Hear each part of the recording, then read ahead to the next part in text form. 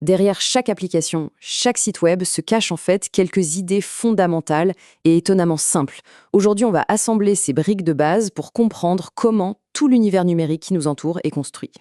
Alors, la grande question, comment on parle à une machine? Eh bien, il faut s'imaginer donner des instructions à quelqu'un qui prend absolument tout au pied de la lettre. La programmation, au fond, c'est ça.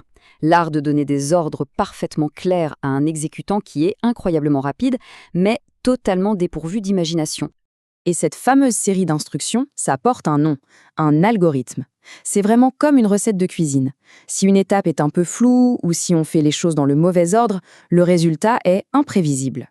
Le gâteau ou le programme ne marchera tout simplement pas comme prévu. Voici notre plan de construction. On va commencer par la règle d'or absolue, la clarté. Ensuite, on verra comment répéter des tâches pour être efficace, puis comment prendre des décisions pour être intelligent, et enfin, comment se souvenir d'informations. Et à la fin, on verra comment tout ça s'assemble pour former du vrai code. Et donc, voici la règle numéro 1, la plus importante de toutes. Un ordinateur, c'est un génie stupide. Il exécute les ordres à la perfection, mais il n'a aucune initiative. Zéro. Si on lui dit de faire un pas en avant et qu'il y a un mur, eh bien, il fonce dans le mur. La précision de chaque instruction est donc la clé de tout. Ok, la précision, c'est la base. Mais que se passe-t-il quand une tâche doit être faite encore et encore? Ce serait incroyablement fastidieux de devoir écrire la même instruction des dizaines, voire des centaines de fois. Prenons un cas tout simple, faire clignoter une lumière. S'allumer, attendre une seconde. S'éteindre, attendre une seconde. Pour que ça clignote seulement 4 fois, il faudrait déjà écrire 8 instructions distinctes. C'est long, c'est répétitif, et c'est une source d'erreur vraiment facile. On sent bien que ce n'est pas optimal, n'est-ce pas? Il doit bien y avoir un moyen plus élégant de gérer ça. Heureusement, la réponse est un grand oui, et c'est même l'un des super pouvoirs de la programmation. Cet outil fondamental, ça s'appelle une boucle. C'est tout simple, c'est une instruction qui dit « fais ce qui suit » un certain nombre de fois. C'est la clé pour automatiser toutes les tâches répétitives et rendre un programme vraiment efficace. Et voilà, le résultat est bien plus élégant.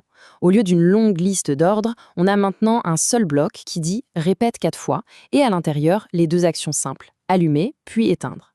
C'est plus court, plus clair et surtout beaucoup moins sujet à erreur. D'accord, nos programmes savent maintenant être efficaces en répétant des tâches. Mais pour être vraiment utiles, ils doivent aussi être intelligents, c'est-à-dire pouvoir réagir à leur environnement et prendre des décisions en fonction de ce qui se passe. Et pour ça, on utilise ce qu'on appelle une instruction conditionnelle. C'est en quelque sorte le cerveau du programme. Elle permet d'exécuter une action uniquement si une certaine condition est vraie. C'est le fameux « si alors » de la logique. Regardons un exemple simple. Le programme se pose constamment la question « est-ce que la touche espace est pressée ?» Si la réponse est vraie, alors l'ampoule s'allume. Si c'est faux, elle reste éteinte. Le programme ne suit plus un chemin unique, il s'adapte en temps réel à ce qui est en train de se passer. Parfait. Nos programmes peuvent donc répéter des actions et prendre des décisions. Mais il leur manque une chose essentielle pour être vraiment puissants, une mémoire. Comment pourraient-ils se souvenir d'informations, comme le score dans un jeu par exemple? Ce concept de mémoire repose sur les variables. Une variable, c'est comme une boîte avec une étiquette. On lui donne un nom, par exemple score ou vie, et à l'intérieur, on y met une valeur qui peut changer au fil du temps. Imaginons le tout début d'un jeu. On crée une boîte qu'on nomme vie. À l'intérieur, on place la valeur 3. Cette information est maintenant en mémoire. Le programme sait que le joueur a 3 vies et il est prêt à utiliser cette information à tout moment.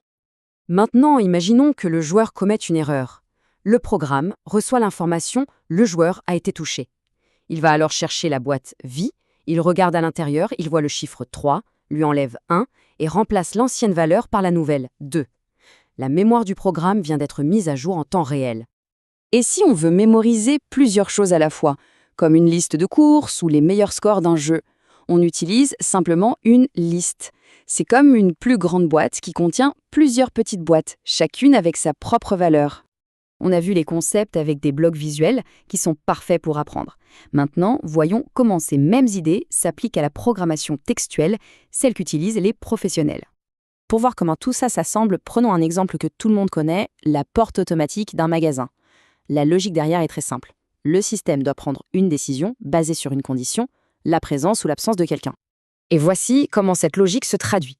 D'un côté, on peut la représenter avec des blocs visuels, très intuitifs. De l'autre, on peut l'écrire avec des mots. Mais la structure, si une personne est détectée, alors ouvrir la porte, sinon garder la porte fermée, est présente des deux côtés. C'est la même idée, simplement formulée différemment. Finalement, la programmation textuelle s'articule autour de quelques mots-clés qui sont très proches de notre langage de tous les jours. Si, pour les conditions, tant que ou répété, pour les boucles, ce sont des instructions logiques exprimées avec des mots simples. Le point crucial à retenir, c'est que toute la complexité du monde numérique repose sur la combinaison intelligente de ces quelques idées très simples. Des boucles, des conditions et des variables. C'est tout. En comprenant ces trois concepts, le regard sur le monde numérique change. On ne voit plus seulement une application, on devine la recette, l'algorithme qui la fait fonctionner.